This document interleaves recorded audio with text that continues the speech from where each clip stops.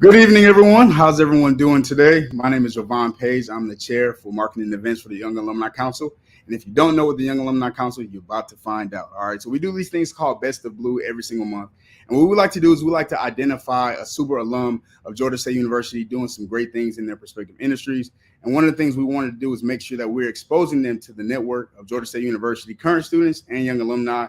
But we also want you guys to get the opportunity to learn a little bit more about the Young Alumni Council. And I'll have a little more information on that at the conclusion of this event. So without further ado, I want to bring up my friend, my brother, and also someone making a whole lot of noise in not just the motivational and branding industry, but also cornucopia of other things. Y'all like that word. I've been practicing my vocab or whatever. So without further ado, I want to introduce Mr. Ty Brown Jr.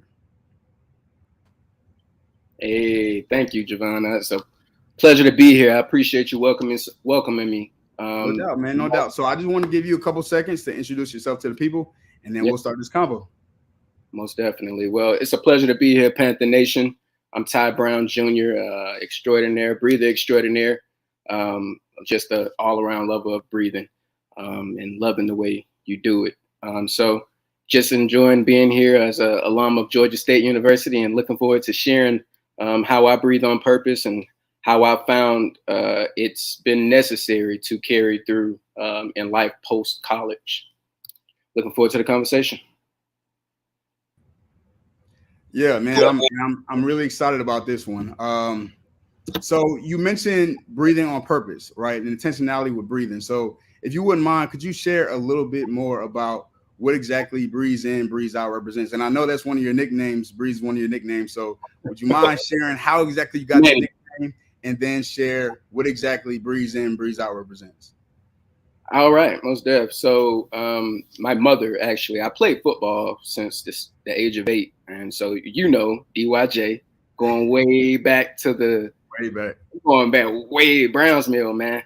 So, my mom, she gave me the nickname Breeze. I played running back and been playing football ever since I was 8. So up until college, I stopped in my sophomore year. But she put that in me. And my mother, she went through a lot throughout her life. She ended up having to go through 2 kidney transplants. And she went through a lot in her lifetime. And me personally, I also found that I started to go through a lot as I grew into adulthood. And I found out more so as I went into the corporate environment, like the truth of being an adult and experiencing since almost like a midlife crisis at the age of 25 of figuring out like, oh man, what am I doing? Am I truly doing what I want to do? Or am I, what am I figuring, what I need to be doing in my life?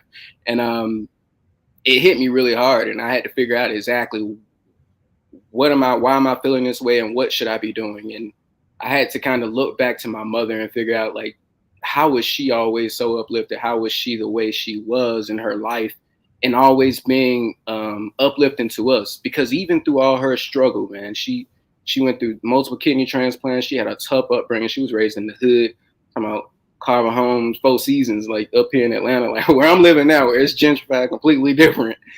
It was the hood just not too long ago, and she was raised in that environment and went through all of this and still was able to be a rock for our family, keeping us uplifted and stuff. And one day I was sitting down and thinking to myself and just trying to figure out, this was after 9 to 5, just a work day, and went home and just was thinking and trying to figure out a way to vent and let my feelings and what I was experiencing out. And I was thinking about my mom and her struggles and just how she had given me the name Breeze and all this and all what I've gone through with football. And I attributed her strength and her ability to keep us uplifted to her breathing and just to how she was each day and how she carried herself and her energy and her spirit, her faith.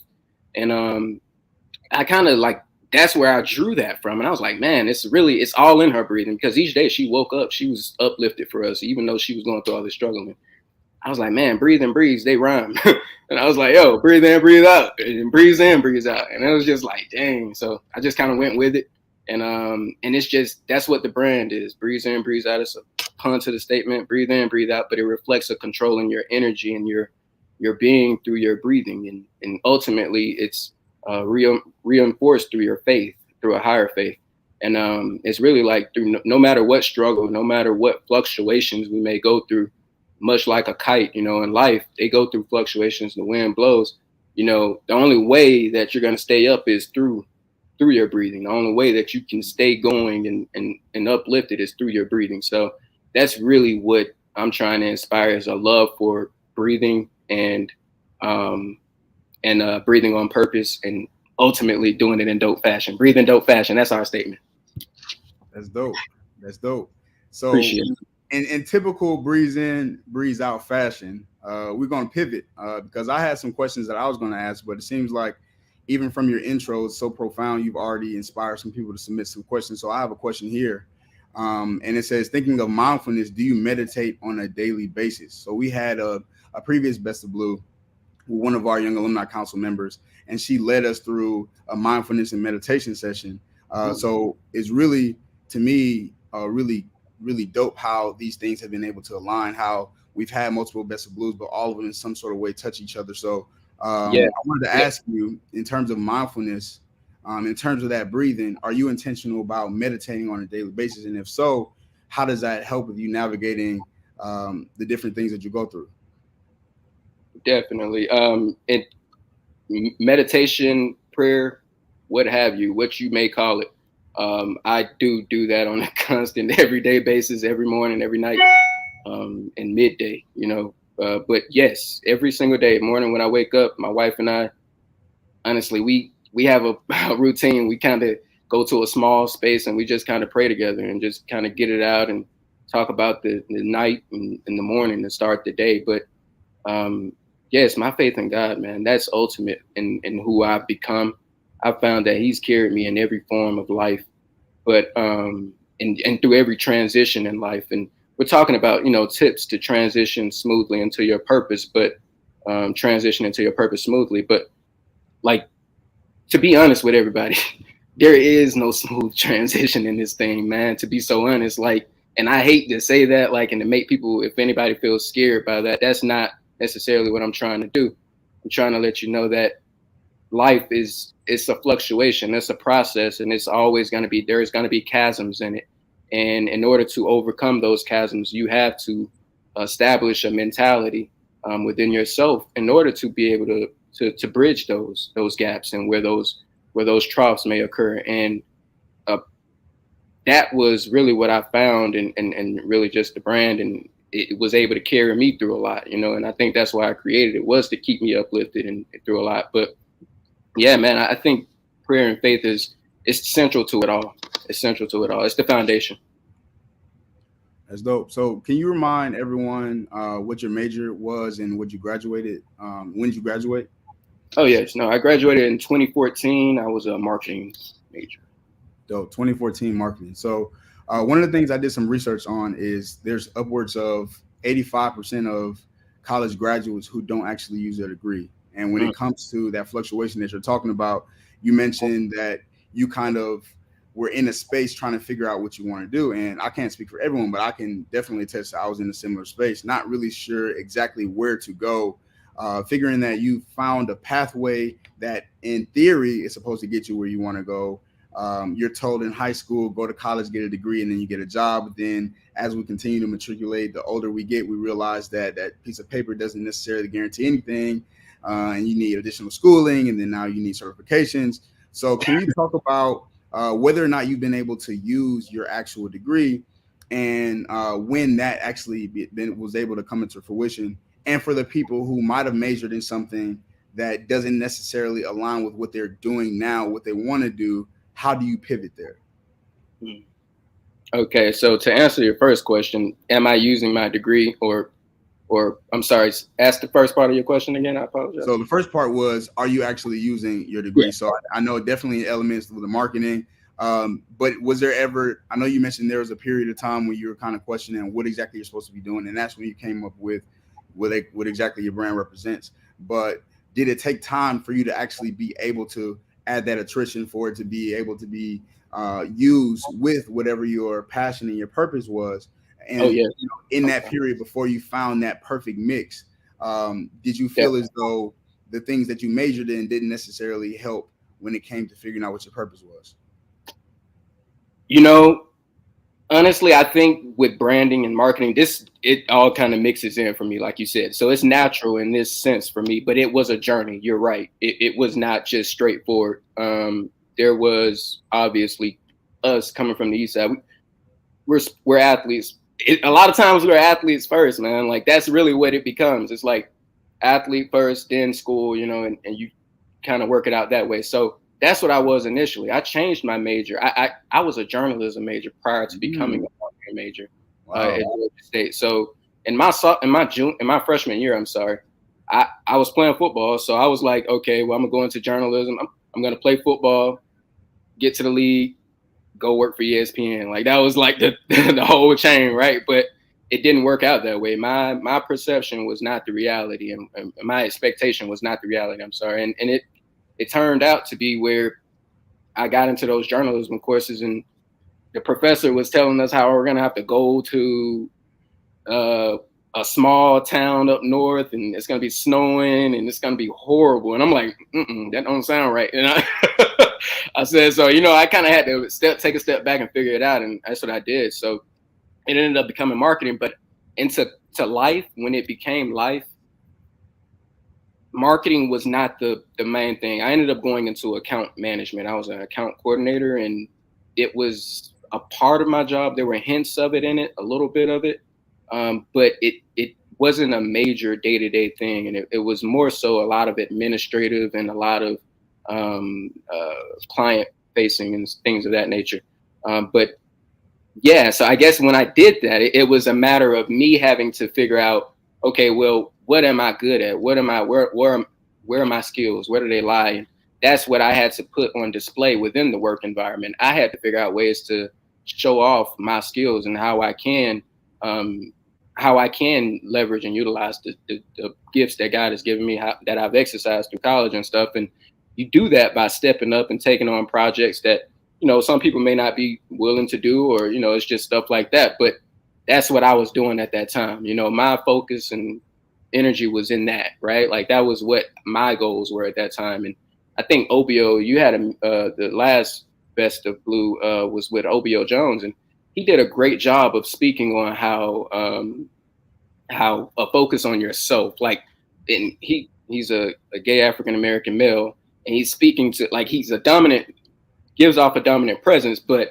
he's talking about like how a lot of times we get caught up in others and what their expectations are, but it's really focusing on you, and honestly kind of having a bit of selfishness about it. Loving the way you breathe is truly, it's a focus on yourself with the intent of uplifting others, because once you get the best of yourself, then you can breathe into others. But yeah, that's it. Like that's what I had to do, and I did that, and I focused on myself and where my skills lie, and then also where my values lie. That's really also ultimately what I wanted to focus on. And then lastly, of course, just pretty much where my skills, my values, and then my passion, of course, right? So like, what are you passionate about? So if you could find that sweet spot between those areas in a way to make value and create value off of it, make a return, then you can really set yourself up for something nice. So like that's truly what you want to do, and that's where I found my sweet spot, was just trying to figure out how can I leverage the skills I've learned being an account coordinator,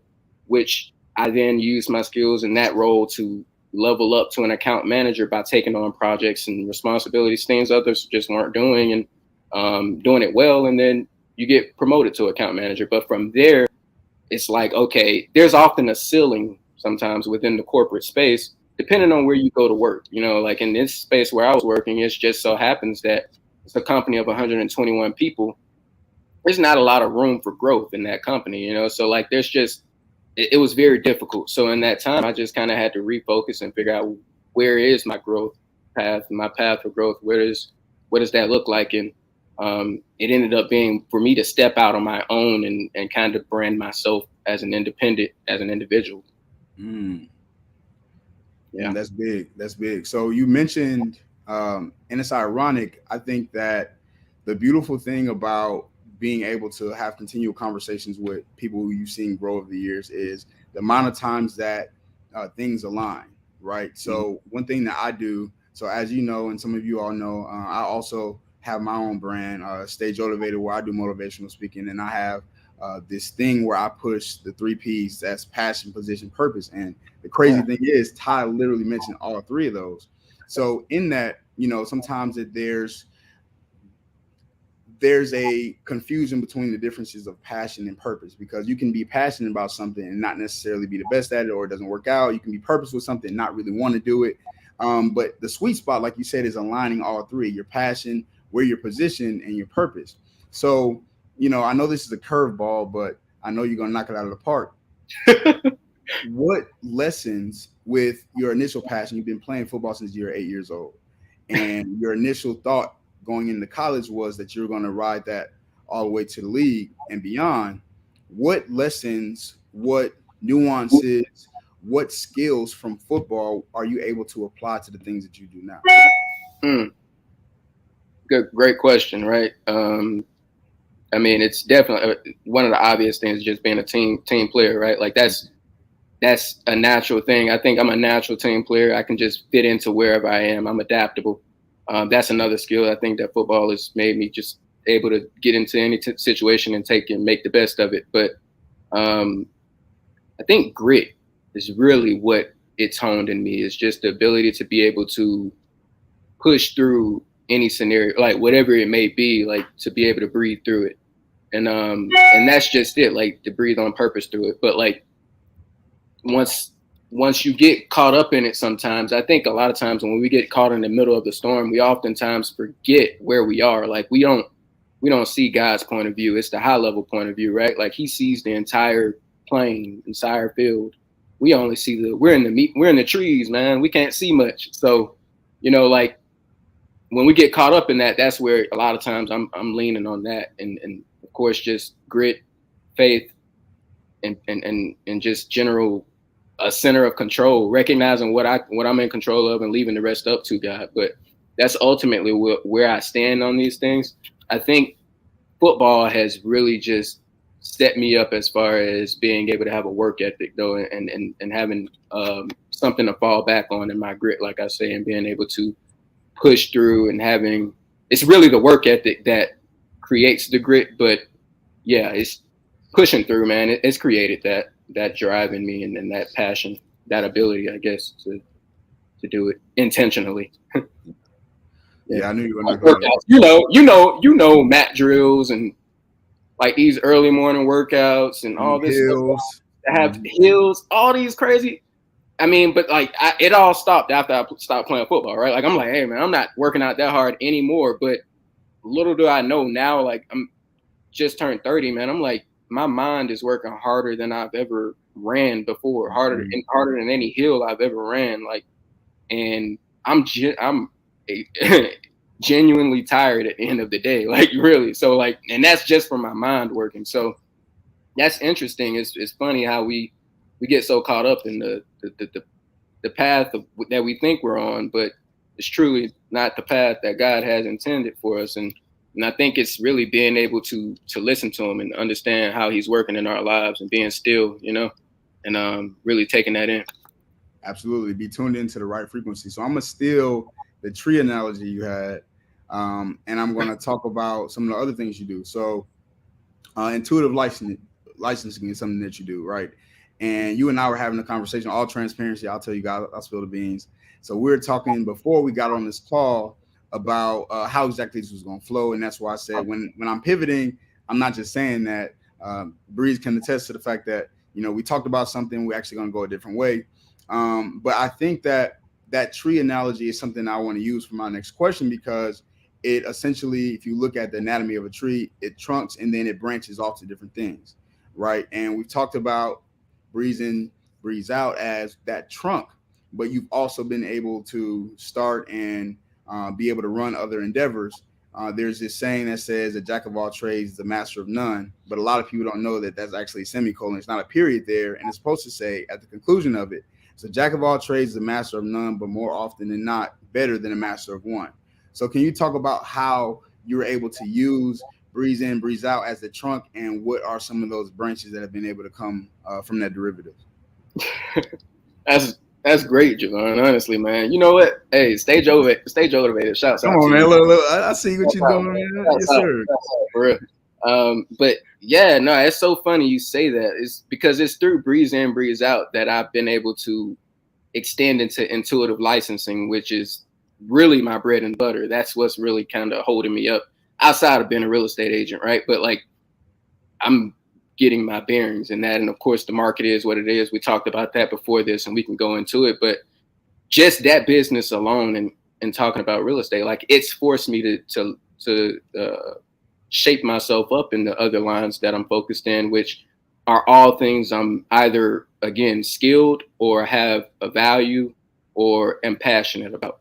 So like it's automatically set me up for that. But Breeze In, Breeze Out put me into contact with one of the clients I was actually, and this is funny because I was the company I was working with before, which I left to start and become independent. Um, it was one of the clients or one of the accounts that I managed, and I ended up speaking with the owner, and I did a podcast with him. Actually, the podcast is called the Doubters Series. I did 2 episodes on that. If y'all got some time, y'all can check it out. But it's funny, but it's really good. It's really good. And Alex Nowlin, the owner of Uscape Apparel. It's a California-based company. They're really good, man. Great people, but um, were willing to extend and allow me to help them in developing the brand of Uscape Apparel and just building it up from the inside out as far as licensing goes. But from them, of course, I had already established relationships with other accounts prior to leaving, and I was able to, express the value that I'm contributing, seeking to contribute, and they were open to accept. And that's kind of I was able to leverage the skills and what I had been setting up prior to exiting to position myself. But Breeze In, Breeze Out was the initial flow because it was through one of my accounts and one of my clients now that I was able to extend and be able to start this brand. But it was through a partnership with them, and before that, actually through another partner as well. So I've been leveraging relationships a lot, Javon, to be honest with you, man. And that's really another part of it is being able to first off understand that relationships aren't transactional. They're first off, it's a functional relationship. It's a living relationship. You want to be truly value and truly seeking to offer value in that. And whatever that may be, if it's just being a friend, if it's just being offering guidance or mentor capacity, whatever it may be, if it is just business, that's still how are you offering value. But like identifying that where you're able to do those and key relationships in your life and taking what God has given you and making the best of it. That's really what He's given us, is to love each other and to make the best of our relationships. And I think that's a part of it. But yeah, like that's it, man. And then like so through Breezing Out, I was able to extend, and I don't know if I got beside the point, Giovanna, but that's it, man. I think it was through that relationship I was able to bridge into intuitive licensing, which I'm now leveraging to work with other brands and helping to groom them to become best in class licensees, or working with other brand partners to help them then become the next best in class brand partner for others. It's really it's an incubator of brands out there, and there's a lot of opportunity for collaboration to create value with new products and lines and activations in market. You yourself are a brand. You understand with Stage Motivated and of course all your bros and everybody has a brand these days. So it's kind of it's key to be able to recognize who you can work with in a responsible manner and understand where y'all can offer and work off and balance each other. Absolutely, absolutely. And I'm sure I can speak for everyone else when I say that if you decided to go into the journalism thing, the way you yielding these questions, ooh, hey, going crazy. You going crazy over there. Okay. Tell them to get at me, man. Hey, going crazy. So I have this last question before I want to open it up to anyone in the audience who might have any additional ones. And it's cliche, I know, but I have to ask it. You talked about being involved in the corporate space and then identifying when it was time for you to go independent.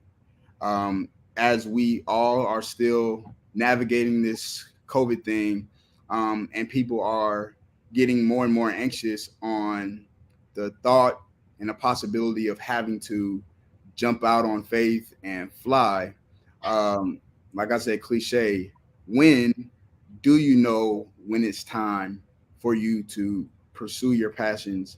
If and not to say that, working a 9 to 5, I, have a 9 to 5 myself, like working a 9 to 5 isn't, something that can be your passion or something that, you're supposed to do. But when did you know that it was time to take that leap? And what's some advice you have for anyone else who's trying to figure out when?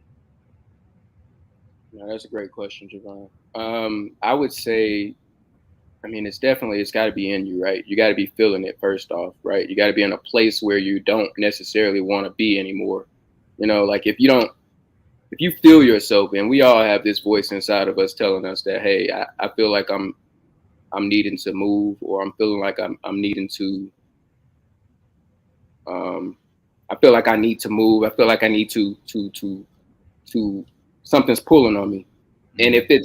if it's nothing else going on in your life, and you kind of do your own, again, we talk about prayer and we talk about meditation. That's where you take that time to do that. Like you do that on those moments, because that's where it's key. But when you do that and you gain clarity, you'll feel it in your heart that it's time to move. But you also want to have positioned yourself, again, having spoken and talked to the right people, mentors, family, whoever it may be that's within your circle of influence, or people who strongly influence you. Um, Speak with them, let them know what you're thinking. And that's what I've been doing that for years prior to. I actually met with, if you have anyone within the company that you're close to, and you can confide in, you speak with them and let them know. If it's someone who that has like outside external experience, or somebody who may have ventured into that space before and has experience, let them know. And if you can get in, it helps to do that. But um, to speak with as many people as possible that are close to you, that helps. And then of course to have lined yourself up. If you have to have if you don't have a blanket income, or I'm sorry, a bucket of cash or some money saved up, you want to have it. I ain't gonna get into the details because I'm not the financial advisor, but I do suggest getting a financial advisor if you're gonna make this decision, because it's important with taxes and filing and everything. CPA, like I just got, like all of that stuff is necessary, and I'm not gonna get into the details. I suggest a lawyer, but um, it's it's important. So you want to have position yourself, obviously financially, from a space of finance, a space of faith, and then a space of just like uh, of support. Like you want to have your support system ready to go. So like those are the three areas I would say that you will want to have reassured and reassured of yourself, to be reassured of yourself. But it's never really just like there's no book to this, how it is. But it's like you kind of got to just step out on faith and truly breathe on purpose, and recognize what you breathing for, and then let that guide you. I love that. I love that. So I know I told you that was the last question, but I lied. One final one, and this one is in celebration of the diversity that we have as alumni following here at Georgia State University. So we have a myriad of genders and sexualities and ages, and I want to know what's some of the best advice you might have for someone who might be watching this that's on the precipice of graduating. May's around the corner, so they'll be graduating, and they'll be graduating into an unknown market. Housing isn't as stable as it used to be. Uh, Financial stability, you might think you have a job, and then it doesn't turn out to be that way. So, what's some advice you have on someone that's about to graduate for how to navigate the months coming forward? Yeah, no, I mean graduation, and I can't even, imagine what it's like graduating now. Right. I know businesses, I know job market is up right now. Like there's a lot of job opportunities out there, but the way that it's set up now, like people don't know exactly what they want to do. So it's whether you want to work for yourself, whether you want to. I think it's best at this point in time. Me personally, I say you definitely be positioning yourself to work somewhere professionally if you can. If you can work under whatever your major may be, if you can work under a market leader or someone that is professional in that area of line of business, it helps. Like, you want to get into the space and learn it and understand it, which is ultimately what I had to do with the licensing side of things. What I was a licensing / account manager. So I got a lot of over 6 years of experience in licensing before I stepped out. So like, whatever you're going to do, figure out what it is you truly want to do, and then step out, get the professional experience or some level of research and understanding that shows you have some experience, some certifications, technical, something, whatever it may be. I think you want to do that. But I know you're saying like it's uncertain market as far as the finances go, and being able to do that. Again, and I'm talking about like, you got to do whatever you got to do if you want to be able to make it. When I first graduated, I was living with my parents for a little bit. I worked, and I saved up, and I bought a house. I moved my parents in with me. They lived with me for a bunch of years, and and that's just it. Like, so now it's, I'm able to, obviously I can sell the house. I can do what I want with it to get a return off of it. But like, that's how you set yourself up, is by making, you take advantage of the situation you're in. If you are staying with your parents, take that time to pay off whatever bills you may have. If you got student loan debt, take that time to pay off that debt. Take that time to pay off a car note, or a car if you got a car or whatever. Take that time to do whatever you can to pay down debts and to get yourself in the best position possible. And then if you can, in the return, do something good for somebody else or somebody close to you at the same time, while also building yourself up, do that, and just be out here looking to love, man. And it'll help. It'll come back to you tenfold. That's a hashtag. Put it on a t-shirt. Looking to love. I love it. I love it. All right, so Breeze, if you wouldn't mind really quickly letting the Georgia State community know how they can get in touch with you, how they can follow you, all those things. Please, you can reach out to me on Instagram at Intuitive Licensing, or breezinout_apparel. That's breezinout, BREEZINOUT _apparel. And then you can also reach me at Breezing Through. That's BREEZN _THRU. And then LinkedIn's Ty Brown Jr. Yeah. Thank you, sir. Thank you, sir. So while I still have you, and while I still have the attention of the audience, I did want to say a quick plug for the Young Alumni Council. So if you like what you heard here, then we have some great things in store for you coming up. So we have an open house. The open house is actually going to be May 9th. It's a virtual open house, so you don't have any excuse not to come. Make sure you pull up and learn a little bit more about the Young Alumni Council. We are the Young Professional Auxiliary of Georgia State University. We work very closely with the Alumni Board, but also the Student Alumni Association, not only to position younger alumni to be able to be within a network of young, accomplished professionals, but also to make sure that we're accomplishing our pillars, which include community service, includes networking, mentorship, things like this, professional development, and ambassadorship. And a lot of the people that are on this call, Ty included, you guys are perfect for that kind of work. It's not a super duper huge commitment, but what it does do is it ties you into the university community that was able to pour into, so much of what we've been able to accomplish. One thing that I have been able to say as an African-American is that we went to a university that we helped cultivate while we were there. And now we're kind of able to see the rewards that, we were able to sow, reaching other people. And I would love for, some of my friends, for my brother, for a lot of you guys to join. If you guys are available, once again, you can stay connected with us on Instagram at GSU_YAC. We do follow back. And we appreciate you guys for being here. Thank you so much. Ty, super proud of you, bro. Super proud of you, bro. I think this is just a testament to continued growth on both of our parts. And I'm super happy to journey with you. So love you guys. As always, be safe and go State. Go State. All right.